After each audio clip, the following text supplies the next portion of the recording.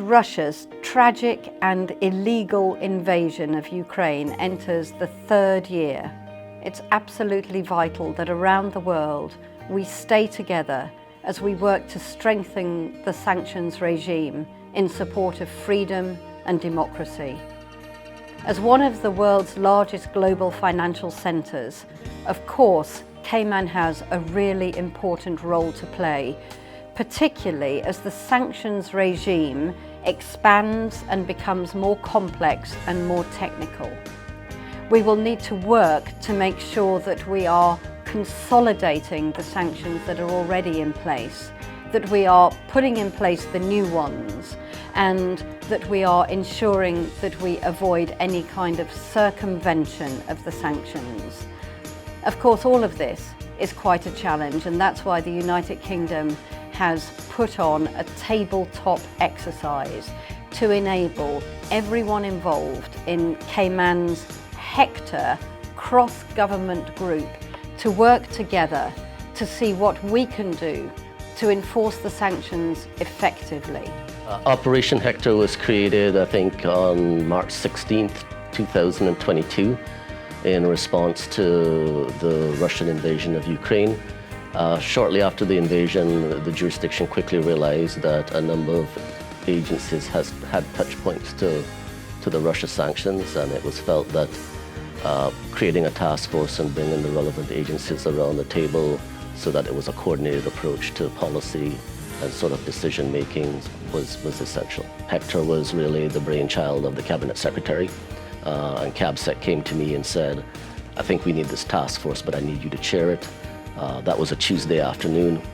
On the Wednesday, the then governor, the then premier, and the Honorable Attorney General signed off on Operation Hektor, and Hektor met the Thursday. So we went from an idea on a Tuesday evening to meeting on the Thursday morning.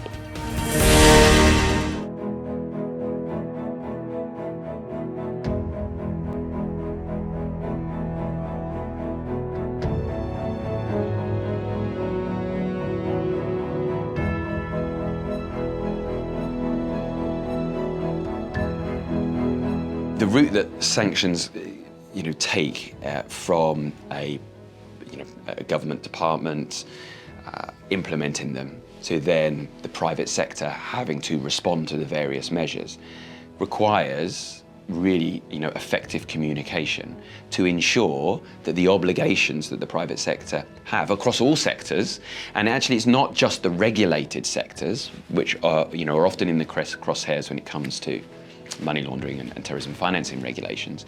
But with sanctions is very much more sectoral agnostic. So sanctions apply to everyone, not just the regulated sector.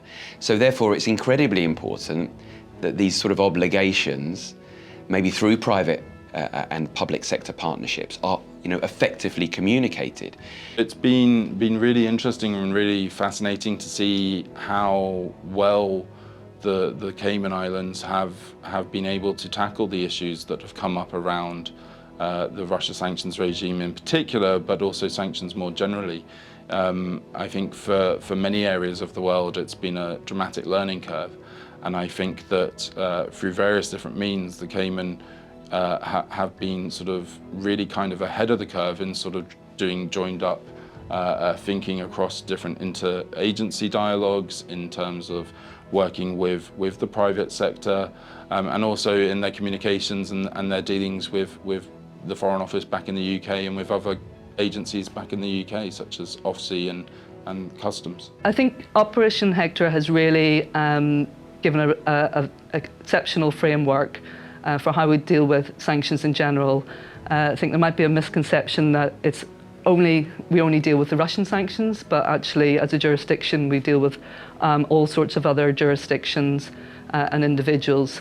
So Operation Hektor has really given the ideal tools for us as a jurisdiction to be able to exchange intelligence, be able to put that legislative framework in place so that whenever we have to manage sanctions and other aspects, then we are fully aware of how that should be done and what's most effective. The result of this will be that Cayman is able to demonstrate future commitment and action in implementing the sanctions regime, and ensuring that we are in a really strong position to meet future requirements of the FATF Action Task Force.